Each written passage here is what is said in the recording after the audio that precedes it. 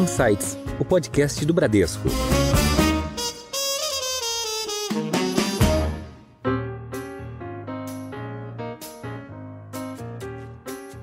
Então, o risco maior que a gente percebe é tu ter tarifas diferentes para os países. Então, se o Vietnã estiver pagando uma tarifa muito alta e a Malásia menor, provavelmente a indústria têxtil da Malásia vai vender mais do que a indústria têxtil do Vietnã para os Estados Unidos e a Europa são os grandes consumidores de algodão. Então, isso pode dar distorções. Pelo volume hoje de crescimento, né, da demanda de soja anual, eu acredito que em 2 anos a gente volte a ter um aumento de preço, mas não tão expressivo como foi 14, 15 dólares por bushel, né? Hoje está ao redor de 10. Acho que cresce gradativamente, porque vai precisar de mais soja, consequentemente tem que incentivar a abertura de novas áreas, conversão de pastos, etc. Olá a todos, eu sou Henrique Brustolin, analista de agro, alimentos e bebidas aqui no Research do Bradesco BBI. E hoje a gente vai falar sobre o agro, né, que é um dos setores que impulsionou o crescimento da economia do país, com ganhos consistentes de produtividade. E uma das empresas que simboliza muito bem essa transformação do setor é a SLC Agrícola, que é hoje a maior produtora de grãos e fibras do país. E para compartilhar um pouco com a gente o momento da companhia, do setor, os desafios e as oportunidades que tem, a gente tem o prazer de receber aqui Ivo Brum, que é o CFO SLC Agrícola. Ivo, obrigado por estar aqui com a gente hoje. Obrigado, Henrique. Obrigado, Letícia, pelo convite. É um prazer fazer esse bate-papo com vocês. E do meu lado, para ajudar no bate-papo, a gente tem Letícia Cardelli, que é diretora do BBI Agro. Obrigada. Então, para a gente começar, Ivo, acho bacana você compartilhar um pouco com a gente o momento atual da SLC, né? Vocês são os maiores produtores de fibra e algodão e grãos do país. Então, para falar um pouco sobre o tamanho da companhia, vocês estão presentes em diversas regiões do país e como que vocês veem o momento atual no contexto da SLC Agrícola. Esse último ciclo da safra 24-25 foi um ciclo que a gente apostou muito no crescimento.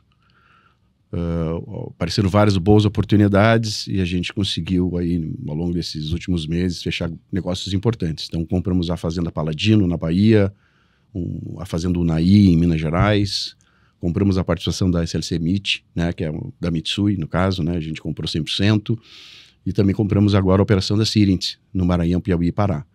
Então, nós estávamos subalavancados, abaixo de uma vez a relação dívida-EBITDA, apareceram as oportunidades, apesar do juro alto, a gente exerceu essa opção, né, de fazer esses investimentos e para a próxima safra a gente tem agora aí a possibilidade de plantar mais de 830 mil hectares.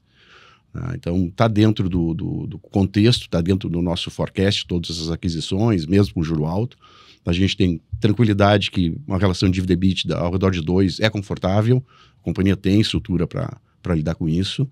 E, logicamente, agora nos próximos anos, porque a compra da operação da Sirint são 100 mil hectares de operação, no nosso caso, porque a gente vendeu um pedaço da operação para o Grupo Faria, ele é um crescimento de 3 anos, né? O que a gente tinha desenhado sempre crescer 30 mil hectares por ano. Nesse caso, estamos crescendo 100 mil, que é crescimento de 3 anos. Então, ao longo dos próximos 3 anos, a gente deve fazer uma geração de caixa positiva e absorver essa operação, né? Que, logicamente, agora tem toda uma questão de aculturamento das pessoas que estão lá, a gente conhecer as regiões também, algumas são muito próximas das nossas fazendas, mas temos um cluster novo, né, no Pará.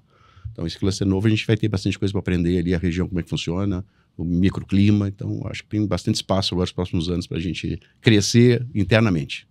Ivo, um ponto que chama atenção na história da SLC é o pioneirismo no mercado de capitais, né? Vocês foram uma das primeiras empresas do agro a abrir capital lá em 2007, né? Queria que você contasse um pouco para a gente quais foram os aprendizados que vocês tiveram ao longo dessa jornada de companhia de capital aberto. Sabe, Letícia, eu acho que foi uma aprendizagem de 2 mãos aqui. O mercado também não conhecia empresas agrícolas, tá? E nós também começamos a aprender quais são a transparência que o mercado exige. Então, logicamente, estabelecemos uma governança, até em função desses questionamentos, acho que uma governança que atinge um excelente nível hoje, mas o mercado começou a exigir mais informações, mais detalhes que nós não tínhamos no início, né? E o mercado também começou a aprender como é que funciona o agronegócio. Para teres uma ideia, no início, nós não tínhamos analistas de sell-side brasileiros, eram todos estrangeiros, né? E aí, gradativamente, logicamente, o Brasil é uma referência agrícola.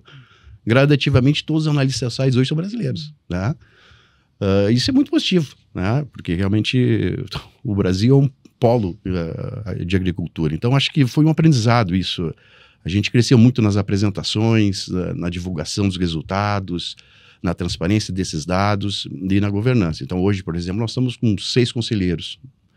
4 são independentes, tá? E cada um com uma skill diferente, né? Então, tem um conselheiro que conhece muito do agronegócio, o outro conselheiro conhece muito de finanças, o outro conhece muito de inovação, a parte biológica dos assuntos, e tem a Adriana, que é CEO também de uma outra empresa, também toda experiência de gestão.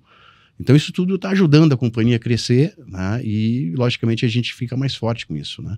Eu acho que a gente ficou muito mais forte hoje quando comparado a 15 anos atrás, quando eu entrei, assim.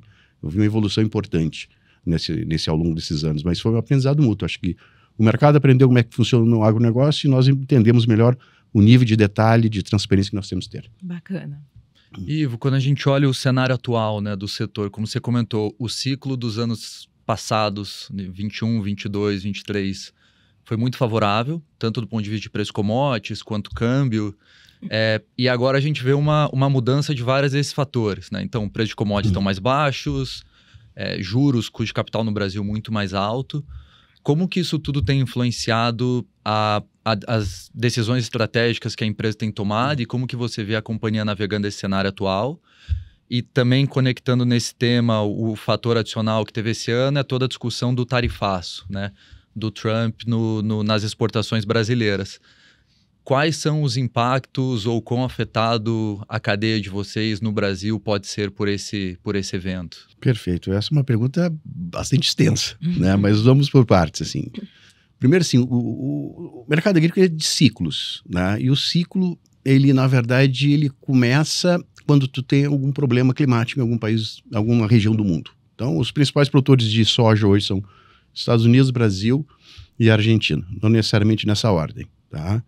Se um desses tem problema, tu vai começar a ter um ciclo de alta, né?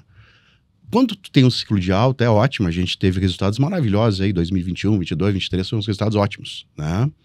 Mas o que acontece?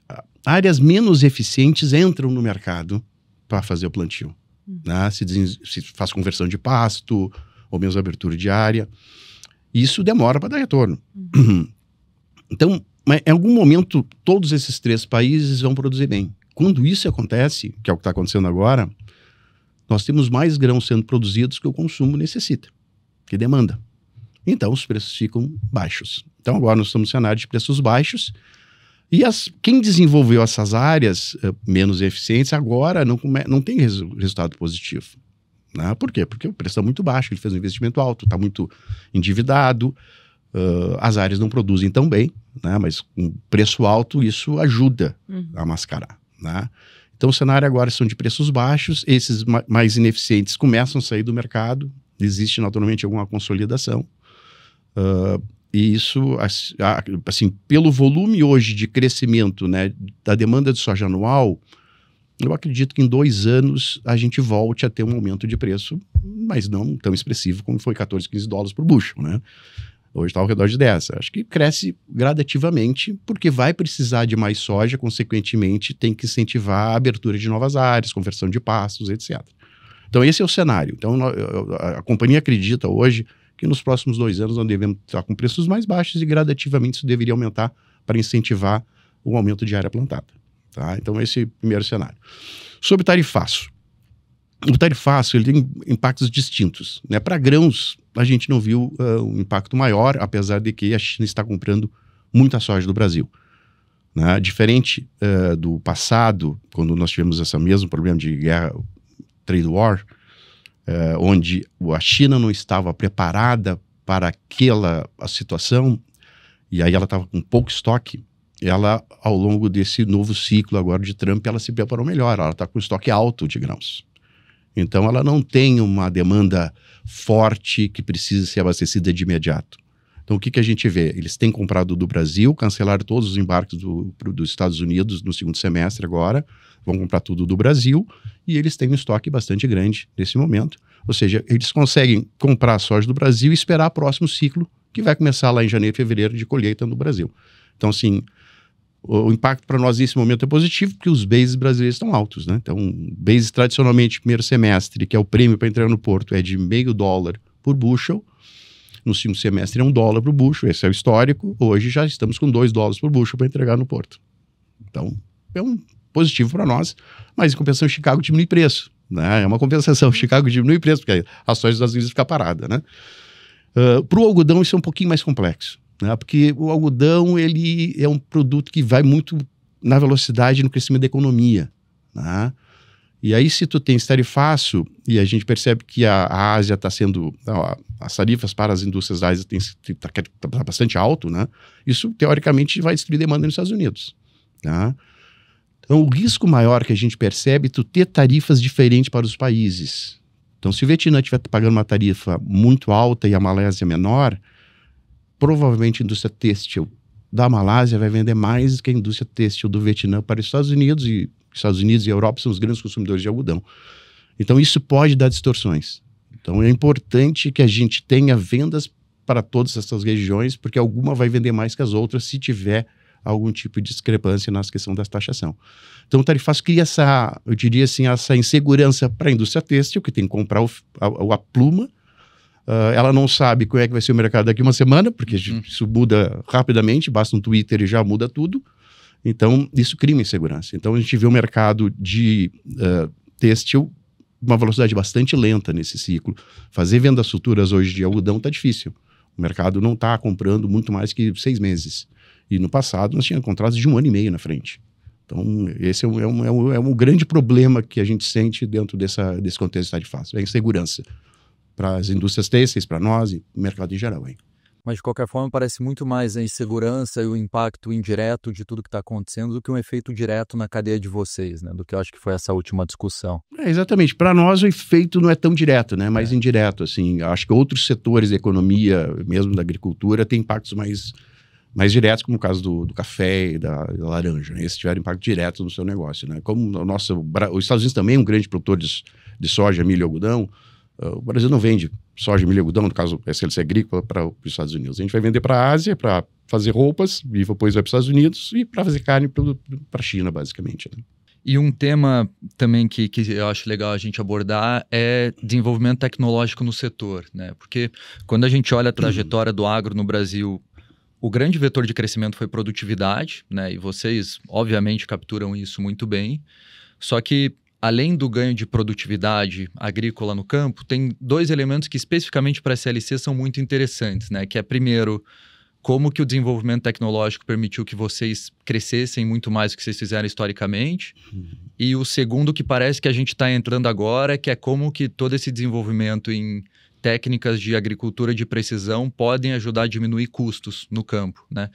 Você consegue comentar um pouco sobre esses 2 temas? Então, como que tecnologia mudou a operação da SLC do ponto de vista de crescimento e como que vocês imaginam do ponto de vista de custo daqui para frente? Sem dúvida. Vamos por partes aqui. Nós temos, assim, a eficiência no campo, né? Ela está aumentando porque hoje, e a gente só conseguiu esse contato com as máquinas, essa conectividade há 2 anos atrás. Até então não tínhamos essa conectividade. Então essa conectividade nos permite saber o performance de cada máquina, né? Antes tu precisava terminar o dia para receber aquela informação, hoje eu tenho real time, né? Então, quando um operador, um MIPeiro, que a gente chama que é um técnico que vai a campo olhar as pragas e doenças, também tinha que esperar terminar aquele turno para ele voltar para a sede da fazenda para conversar com o agrônomo e fazer o reporte dele, né? Hoje ele vai no campo com o tablet, faz as anotações no tablet e o agrônomo já sabe, ou seja, o agrônomo já pode mandar um aviso para um pulverizador, fazer uma ação para evitar algum tipo de dano. Então, isso mudou essa velocidade, tá? E tem muito mais coisas vindo, tá? Logicamente, por ser uma empresa grande, como a SLC Agrícola, a gente consegue testar mais essas inovações que estão chegando e ver aquelas que se enquadram dentro do nosso perfil, que a gente acredita, e outras que a gente não acredita e descarta.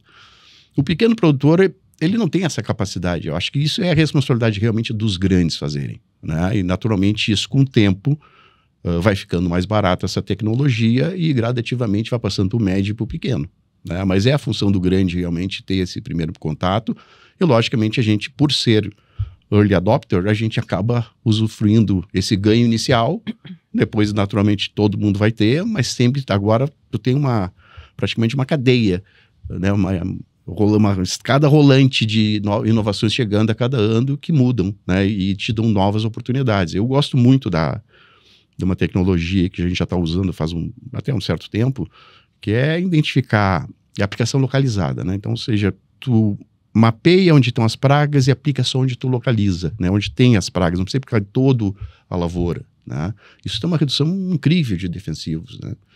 E só que agora, o que a gente percebeu? Hoje tu tem os técnicos que fazem essa amostra, só que a gente percebeu agora que a gente pode ter umas amostras até via robô, via drone, ou mesmo com fotografias, um número de amostras maior que diminui a região que eu preciso aplicar. Então, ou seja, tu tem uma redução adicional de defensivos, né? Então, isso é muito importante, porque isso tu maximiza o uso dos recursos e evita desperdício, né? Então, a agricultura de precisão, com aplicação em taxa variável de fertilizante, é uma coisa até mais antiga já hoje, né? Mas que funciona muito bem. Então, acho que tem muita coisa surgindo e a gente tem, eu acho que o grande produtor tem essa responsabilidade de trazer inovação para o campo e, naturalmente, isso vai chegar também no médio e no pequeno produtor. Além da produção em larga escala, a SLC também adota o modelo de integração lavoura e pecuária, né? Quais são os principais benefícios para a companhia da adoção desse modelo? Eu te diria assim, a reciclagem de nutrientes, né? Então, ou seja, a gente tem um campo com soja, depois colhe a soja, muitas vezes tu não consegue fazer uma segunda safra, então você planta uma braquiária, o gado vai lá, começa a braquiária, então deixa lá, né, os resíduos dele, isso vai reciclando nutrientes, a braquiária tem raízes profundas, busca esse nutriente que está muito abaixo no subsolo, puxa para cima, e aí tu tem uma reciclagem, né? Além disso, a gente com a braquiária também faz a proteção do solo, né? Porque se o solo fica muito exposto, depois da colheita, ele vai ficando seco, vai ficando duro, né? E aí na próxima plantio você tem que passar uma grade. Então a braquiária estando lá, ela te protege o solo, mantém a umidade, o gado entra lá, faz o papel dele, o nosso principal ativo é a terra. Então, tu usar o gado como uma segunda safra ou uma terceira, no caso, se a gente tiver safrinha, né, e depois tu botar o gado, é uma forma de maximizar o uso da terra. Né, e a gente utilizar todos os recursos da companhia para gerar valor para os acionistas. Então, tem ajudado bastante a gente, o gado, o último trimestre aí deu um resultado bastante positivo. E acho que tem muito espaço ainda para crescer, né? A gente esse ano talvez feche ao redor de 60 mil cabeças de gado e a gente tem capacidade de crescer. Estamos se estruturando para isso. E quais são as principais práticas sustentáveis que vêm sendo aplicadas nas fazendas da SLC, né? Chama a atenção no relatório de vocês o compromisso com metas de longo prazo, né? Acho que é uma preocupação da empresa e acho que vocês são referência nisso. Conta um pouquinho o que vocês estão aplicando lá no dia a dia. Perfeito. A gente tem um desafio que é mostrar que ser sustentável permite que você seja lucrativo. Terminar com essa situação de achar que, se o cara ficar muito sustentável não vai dar lucro. Não, dá lucro sim. Né? A gente tem compromissos importantes. Então, até 2030 a gente quer ser zero emission, né? Em termos de emissão de carbono, né? É importante, é difícil, são poucas empresas que assumiram esse compromisso, né? No escopo 1 e 2, que basicamente é dentro da fazenda. E para isso, o que a gente tem? Então, a integração lavoura-pecuária faz parte, plantio direto, aplicação localizada, uso de biodefensivo. Então, é uma série de plantio direto, então, uma série de manejos que ajudam nisso. Tá? Então, a gente tem crescido nesse processo bastante e, logicamente, é importante a gente demonstrar para o mercado. Né? Mas isso não é uma coisa que começou agora. Eu me lembro quando eu entrei na companhia em 2010, naquele ano a gente fez a primeira certificação SGI da companhia, ou seja, era a certificação de saúde, de segurança e meio ambiente. Né? Então, lá atrás já começou esse processo e a gente foi implementando em todas as fazendas gradativamente. Hoje faltam algumas fazendas, logicamente a gente cresce, e aí tem novas fazendas, tem que fazer novas certificações. A gente incorporou a ISO 9001 também nessas certificações, né, para garantir a qualidade no beneficiamento do algodão, qualidade no beneficiamento também da soja semente. Então a gente tem crescido muito nesses aspectos aí, mostrando que é possível ser assim sustentável e ser lucrativo. Aproveitando, vocês foram premiados mais uma vez pelo Prêmio Melhores do Ano da Exame ESG. Parabéns aí pelas práticas adotadas. Obrigado. A gente tem sido premiado pelo exame, tem ganhado também o prêmio Great Place to Work, ou seja, então, além dessas questões de meio ambiente, transparência, sustentabilidade, também a gente se preocupa muito com as pessoas, né? Acho que o Great Place to Work mostra como as pessoas gostam de trabalhar na CLC, né? Porque a gente tem práticas sustentáveis e isso é importante, né? Eu acho que todo mundo está preocupado com essas questões de mudanças climáticas. Então, assim, todos esses compromissos que a companhia assume e as pessoas que estão lá dentro percebem isso, também ajuda a gente Gera engajamento, né? Engajamento, exatamente. Acho que todo mundo acaba sendo muito, assim, feliz em perceber que trabalha em uma empresa que respeita o planeta. Bacana. Ivo, até nesse tema, vocês têm um projeto muito interessante que é o Carbono Xingu, né? Nessas iniciativas de descarbonização, muitas vezes a dificuldade é quantificar o carbono capturado e atribuir um valor econômico para ele, né? E o Carbono Xingu parece justamente nessa direção. Então, você consegue compartilhar um pouco também sobre o que é o projeto e quais os objetivos com ele? O projeto ele tem como objetivo mensurar a retenção de carbono no solo e também consegue monitorar o nível de fertilização do solo. É um projeto que a agrorobótica desenvolveu junto com o apoio da Embrapa e a gente percebe, sim, um avanço muito grande, porque tu tem uma diferença entre a agricultura tropical e a de clima temperado, né? Quem está definindo as regras de emissão de carbono é o clima temperado. Está faltando dentro dessa região tropical estudos mais profundos. E com certeza, com essa tecnologia que a agrorobótica desenvolveu, que é bastante avançada, usaram até a NASA usou em Marte para analisar o solo, ela vai trazer subsídios para a gente ter efetivamente o cálculo da emissão e da retenção no solo, com todas essas práticas de ILP, plantio direto, mais clara para o ambiente tropical. Então vai ser muito bom para o Brasil, né? Porque são coisas assim que são interessantes. Assim, eu vou te dar um exemplo de mensuração do clima temperado que é bastante curioso. Eles não plantam 2 safras, certo? Então nós plantamos soja e depois plantamos milho safrinha. O milho safrinha não é contado como uma cobertura de solo. Então, assim, a gente tem uma área grande de milho safrinha que vai ser colhido na véspera do plantio da soja. Então, teoricamente, o solo está protegido. Aquilo é uma proteção, né, para o solo. Mas isso não conta. Então, mesmo que tu tenha 2 safras e tu tenha essa proteção do solo, que ele não conta como uma cobertura de solo, que é super importante. Então, são coisas que eu acho que tem um aprimoramento importante a ser realizado. E esse projeto ele vai ajudar a gente a fazer uma mensura melhor, né? E, logicamente, vai viabilizar aí venda de crédito, receber algum tipo de financiamento verde. Eu acho que isso tudo vai melhorar essa mensuração. Vai ser muito positivo para a agricultura brasileira. Queria falar um pouquinho sobre gestão de risco agora com vocês, né? A gente sabe que o agro requer muita capacidade de fazer gestão de risco mediante variáveis imprevisíveis, né? Então você precisa ter modelos, mas ao mesmo tempo precisa ter flexibilidade, né? Como é que vocês gerem a gestão de risco dentro da SLC? Bom, o principal risco nosso nós somos uma indústria a céu aberto. Então, o clima é um fator importantíssimo. Tá? Então, para mitigar esse risco, nós estamos hoje em 8 estados brasileiros. Tá? Isso ajuda bastante. Né? A performance nessas micro-regiões, são 26 fazendas na próxima safra, são diferentes. Então, algumas regiões vão melhores que as outras, dependendo do ano. Tá? E isso é muito difícil de tu ter uma previsibilidade. Tu acompanha, vai ser Laninha, vai ser El Ninho, vai ser neutro, mas mesmo sabendo o fenômeno do ano, isso não te dá nenhuma garantia de que se vai chover mais ou menos. Tá? Então, o céu aberto e essa diversificação geográfica nos ajudam aí até a mitigar esse risco. Bom, depois cada safra é uma safra diferente na questão de custeio. Né? Então, como eu falei, se tu tem uma perda num país, aumenta preço, consequentemente aumenta o preço de fertilizante defensivo. Então, praticamente cada ano é um orçamento base zero. Tu tem que ver qual é o cenário daquele ano. Às vezes os fertilizantes estão mais caros, mas aí tu vai olhar no outro ponto, os preços também estão mais caros. Então, para respeitar essa correlação entre fertilizante e preço de commodity, no caso soja, milho, algodão, quando a gente começa a comprar os insumos, eles estão correlacionados com as commodities que a gente também vende no mesmo momento em dólar. Então, compra em dólar, vende em dólar, quer dizer, em fevereiro, agora passado, fechamos fertilizantes, já temos vendas para abril, maio, junho do ano próximo ano de soja para ser entregue. Bom, o fornecedor entrega o produto, em algum momento eu vou pagar. Essa dívida em dólar vira reais.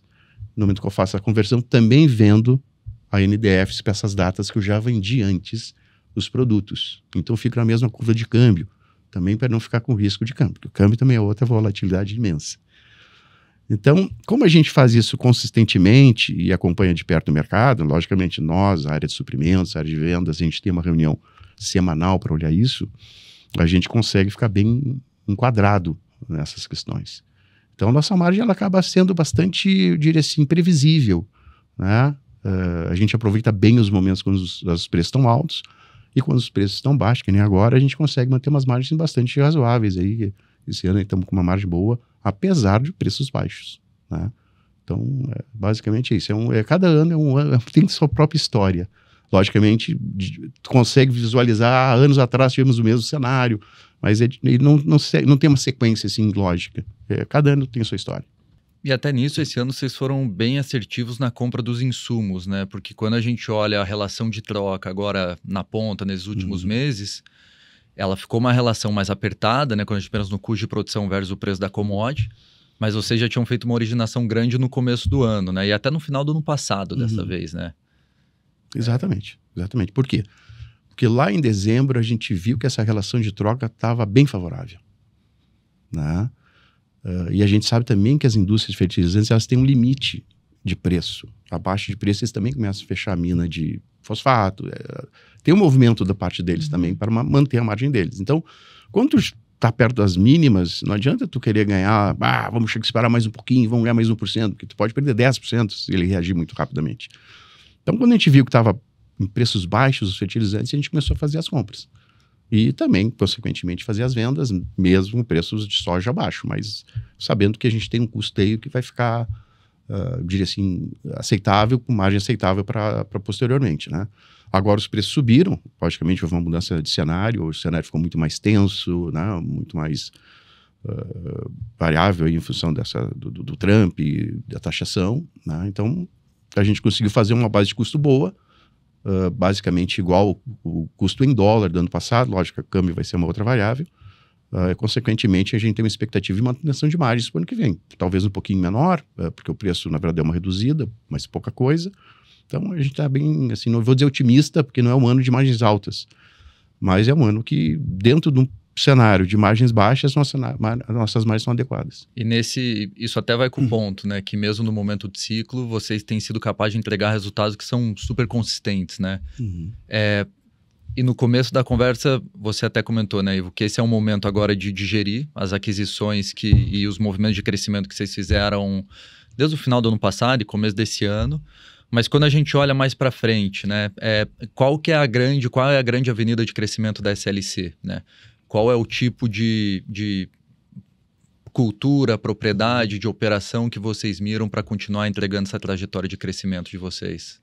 Até para complementar essa questão de custeio, a nossa equipe nas fazendas está muito consciente da importância de manter custos baixos. Então, quando tu tem assim, um aumento da soja, ou do algodão, do milho, a preços altos, é natural que o vizinho comece a aceitar preços mais altos dos serviços de manutenção, de colheita, e isso naturalmente impacta na gente. Quando os preços caem, esse desgaste para trazer o preço para baixo e convencer o fornecedor que ele também tem que voltar à margem dele de 3, 4 anos atrás, é uma discussão bastante difícil, tá? E aí, realmente, por isso que eu digo, nós temos muito consciente, né? A gente não deixa os custos subirem demais, para que quando tem essa curva de queda, e vai ter, tu também não tem um desgaste muito grande com o fornecedor. Então agora é um momento que nós estamos apertando os fornecedores, e logicamente boa parte deles são sensíveis que entendem isso. E os nossos colaboradores das fazendas, eu agora estava fazendo o giro de custos, que a gente tem uma vez por ano, se visita todas as fazendas, se revisa os orçamentos das fazendas, e se conversa isso com todos os coordenadores, bem francamente, e tu percebe que a pessoa entende a importância disso. Então tivemos essa manutenção ou corte de custos para manter em níveis aceitáveis. Então a gente já tem 830 mil hectares, né, mínimo, para ser plantado para a próxima safra. Para frente, o que nós temos? Nós temos um projeto importante, que é irrigação, na Bahia. A Bahia olhando assim o clima no futuro, a gente entende que é a região que tem mais risco, né? Já naturalmente só planta uma safra, diferente de outros estados que plantam 2 porque chove muito, né? Então a Bahia já chove um pouco menos. E a gente tem na Bahia um potencial imenso de irrigação. Quer dizer, a gente consegue extrair água com 200 metros de profundidade.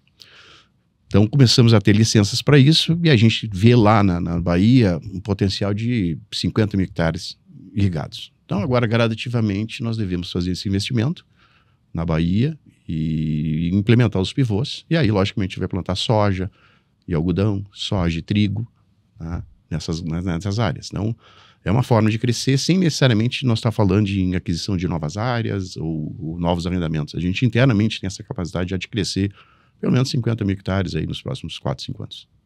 Legal. E como que vocês definiriam a visão de futuro da SLC? Qual que é o grande propósito da companhia? O nosso propósito, a gente até já divulgou, né, claramente isso, nós queremos impactar positivamente gerações futuras, sendo líder em eficiência no agronegócio e respeito ao planeta. São várias mensagens nessa questão. Então, a gente está preocupado com as questões climáticas, a gente está preocupado em uso dos recursos, e isso está lá nessa questão de mostrar para gerações futuras o quanto a gente está preocupado com isso e quer ser um exemplo para isso. Eficiência é fundamental no negócio de commodity, né? Então a gente também quer ter eficiência, nós não queremos ser os maiores, nós queremos ser os mais eficientes, né? Então, e respeito ao planeta, naturalmente, a gente está vendo aí claramente problemas climáticos em todo o mundo, né, importantes, né, e acho que a gente tem que realmente cuidar disso. Por isso que a gente tem metas agressivas nessa questão de emissão de carbono, de em 2030 ser net zero em emissão, né, escopo 1 e 2. E você consegue compartilhar com a gente um pouco da tua história profissional também? Trajetória de carreira e especialmente esses 15 anos da SLC Agrícola, um pouco do que você passou, quais que foram os crescimentos e esse desenvolvimento dentro da companhia nos últimos 15 anos, né? Eu comecei sempre a trabalhar na área financeira, né? Trabalhei em ramos diferentes da agricultura, entrei na agricultura quando entrei na SLC, né? Eu sou de Porto Alegre mesmo, criado em Porto Alegre. Então, eu assim, trabalhei no ramo automotivo, muitos anos, em empresas diferentes. Trabalhei no ramo de bebidas também, diferentes empresas de bebidas também. E aí fui para a agricultura, né? Trabalhei até em fundo também, um ano, e depois fui para a agricultura. Da agricultura, foi quando, na época que me contrataram, foi a Arlindo me contratou na época, eu disse para Arlindo, as ferramentas financeiras são as mesmas, a gente só tem que adequar ao nosso perfil de companhia, ao perfil do negócio, né? Então, de lá para cá, né, 15 anos na SLC, logicamente, como por estar vindo de mercado, um outro tipo de mercado, eu também tinha uma visão um pouquinho diferente dessa relação com investidores, né? Então, aí eu tive a discussão na época, junto com o Frederico Logo, que trabalhava comigo no RI, a gente, nós precisamos trazer os investidores para conhecer a SLC, porque conhecer a SLC só no papel não adianta, né? Aí queremos o Farm Day, que eu acho que é um evento muito bacana, que traz aí pelo menos 60 investidores por ano para conhecer uma fazenda, a gente mostra o que a gente está fazendo, eles conhecem o dia a dia da fazenda, e eu acho que isso enriquece muito para ambos os lados, né? Para o nosso time interno, que conhece os analistas e os investidores, para os investidores que também têm essa oportunidade de conhecer o nosso dia a dia.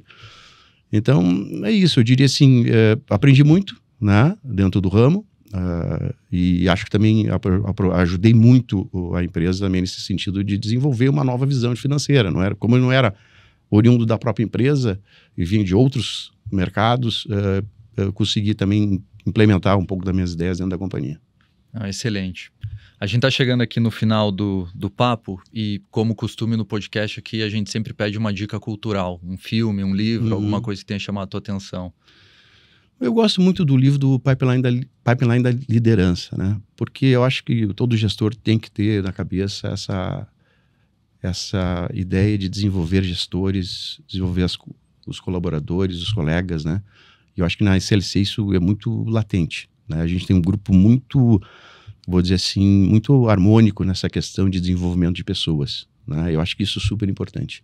Esse ano mesmo, assim, passado, eu tinha 3 gerentes, e os 3 foram ser diretores. Infelizmente, 2 fora da companhia. Um ficou dentro da companhia.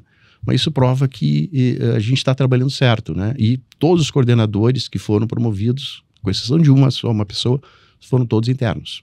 Então, essas vagas foram ocupadas por pessoas internas.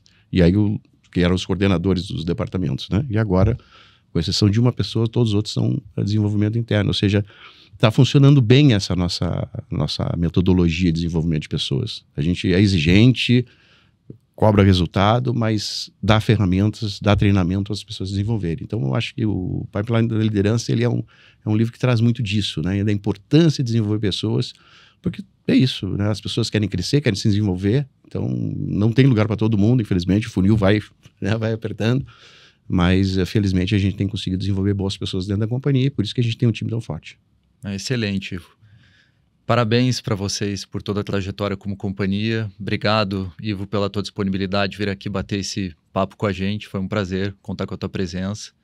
Eu agradeço o convite, né? E a Letícia já esteve no Farm Day esse ano. Isso, posso falar com lugar de fala, né, que é muito bacana. O Farm Day foi, quando você falou da braquiária, que você falou lá das práticas sustentáveis, você estava falando e eu lembrei de que a gente viu isso lá pessoalmente. Então, muito legal, parabéns pelo trabalho, não só pelo trabalho de sustentabilidade, mas pelo trabalho também com pessoas e financeiro. Legal é o legado que a companhia deixa, sendo precursora no setor e fazendo isso de forma muito profissional. Então, acho que vocês fazem um serviço ao setor do agronegócio. Parabéns. Obrigado e prazer falar com vocês aí. Letícia, obrigado. Obrigada a você, Henrique. Obrigada. Esse foi mais um episódio do Insights, o podcast do Bradesco.